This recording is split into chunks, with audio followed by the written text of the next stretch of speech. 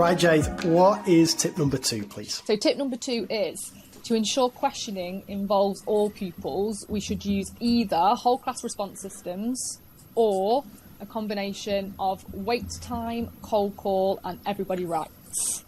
So I'll explain that. Oh, flipping heck, yeah, I like the sound of this. Go for it. So first of all, I wanted to explain why I think questioning is so important. And I actually think it's a really neglected form of part of our teaching, that we kind of assume that teachers know how to ask questions well. And I think that's because when you watch an experienced teacher or a teacher who is an expert in questioning, it seems really easy. But actually, you don't realise the amount of thought and kind of the teacher themselves developing their questioning habits. So I think it's something which is really overlooked and therefore really important to look at.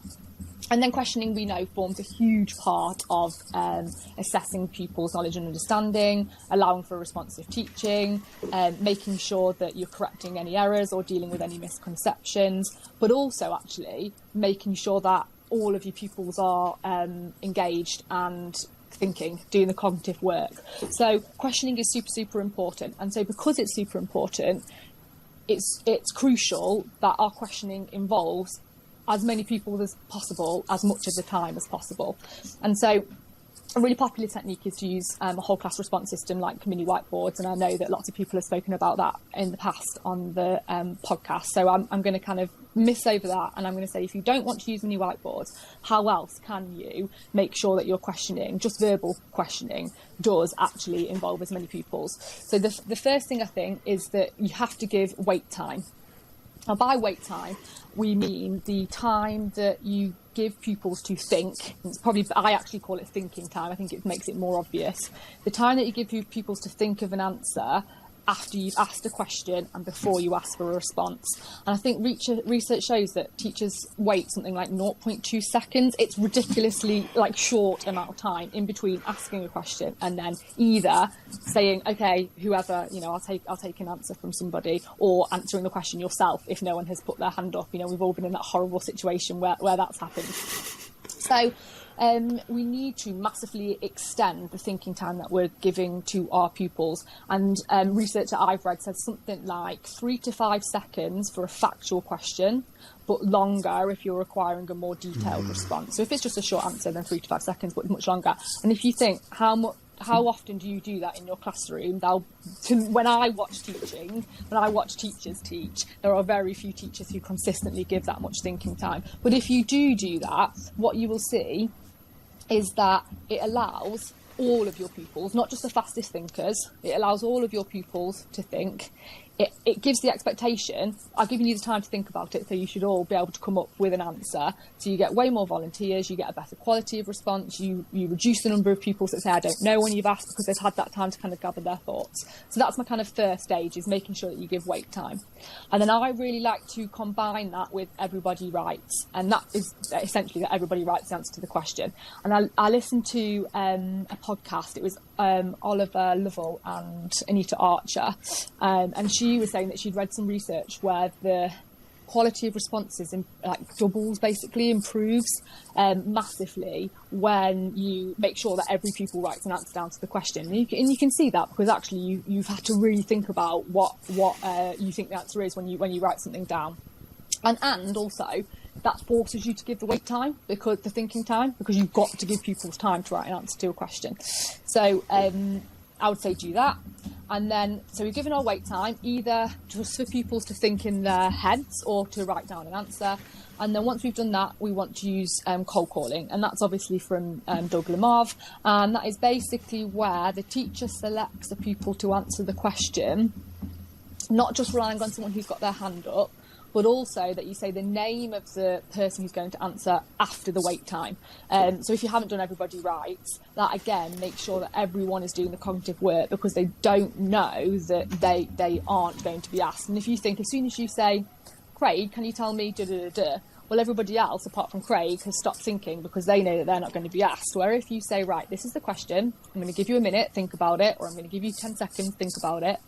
Okay, then you ask whoever it is. I think that massively increases the engagement. And again, if we look at research on cold call, because there is really, really strong papers that have looked at classrooms that use cold call, pupils feel more confident in their answer.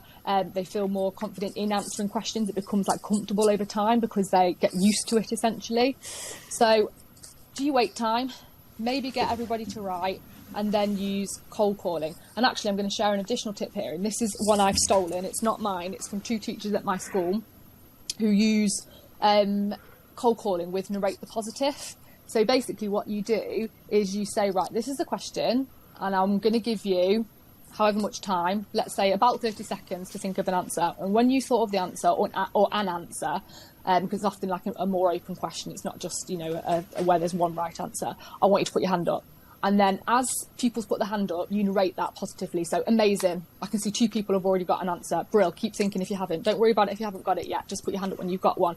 Excellent. Now 5 of you have got an answer. Excellent. 50%. And you keep going and going. And you get all the benefits of narrating the positive about behaviours where you see it positively enforced. Everyone really wants to be involved. It's the expectation in the room becomes that you will put your hand up to answer questions. So little additional tip from there that I've stolen.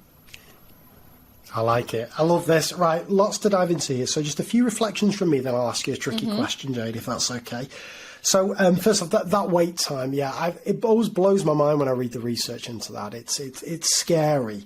One thing I've started doing now is, as you say, I think 3 seconds is kind of one of the kind of golden times held up there.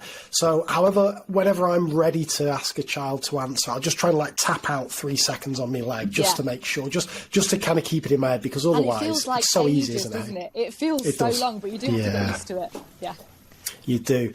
And the second bit as well I found interesting, same research that I read, I think it's the Mary Budd-Rowe paper, is the wait time after a child's answered before you evaluate that response. And that's a biggie as well, because so I say to you, okay, I'm going to ask you a question, blah, blah, blah. Here's the question. What's Pythagoras' theorem, Jade?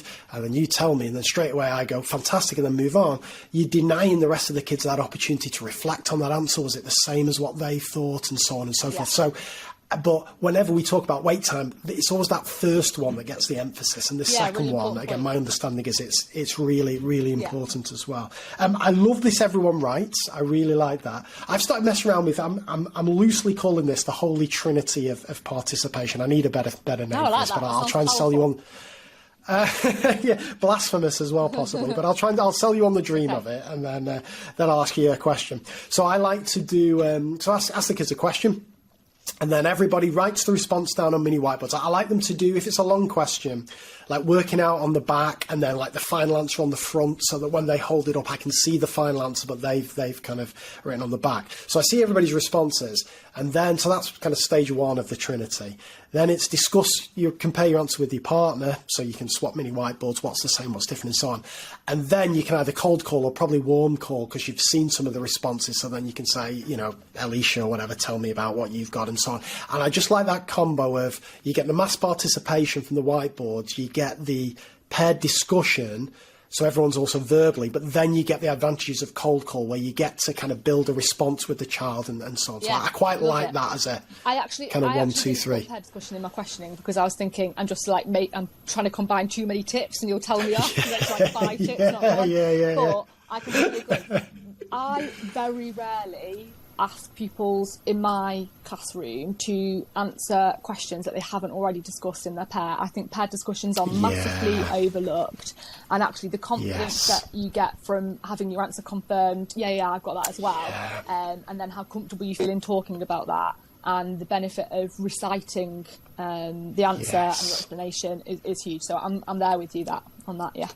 Yeah, it's a biggie. I love it. And right, here's my awkward question then. So all of this rests on, it's one thing getting our kind of means of participation sorted, but if our questions are crap, we're kind of wasting our time. And this is hard to do, as you've said. So if we've got like a less experienced teacher or a teacher who needs to work on their questioning, how do you get better at asking good questions? Yeah, really good point. So first of all, I'd say that it should be part, I think, of departmental CPD, especially if you've got tricky topics, that as a group you discuss what are the most important questions that we need to ask when we're teaching these topics. So that's one really powerful way of doing it, because actually as teachers, you realise likely misconceptions, don't you, or where pupils are going to get stuck or whatever as you teach a topic. You can preempt things, but actually there's lots of things that come out, and when you taught a topic once or twice, and then you address that straight away the next time round.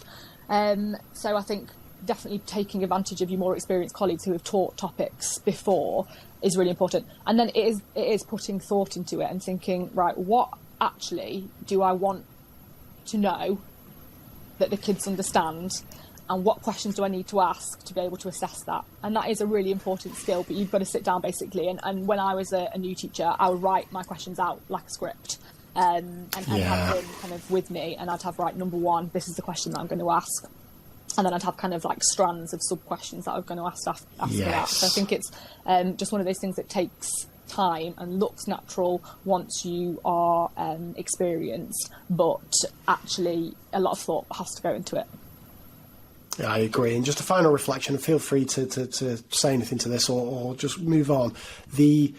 The other thing I find tricky as well, particularly when I work with less experienced teachers, is you think of your question, but then you've got to think of that means of participation to assess it, because you could ask a brilliant question, but actually maybe if it requires a long verbal response, you're only going to hear from one student perhaps, whereas you could perhaps reframe that question in a way that makes it more suitable to mini whiteboards or a diagnostic question or so on, because you want a good question and you want as many kids as possible to answer it. And sometimes there's a bit of a potential trade-off, if that makes sense at all, between the two. Yeah, completely agree. Yeah, tricky.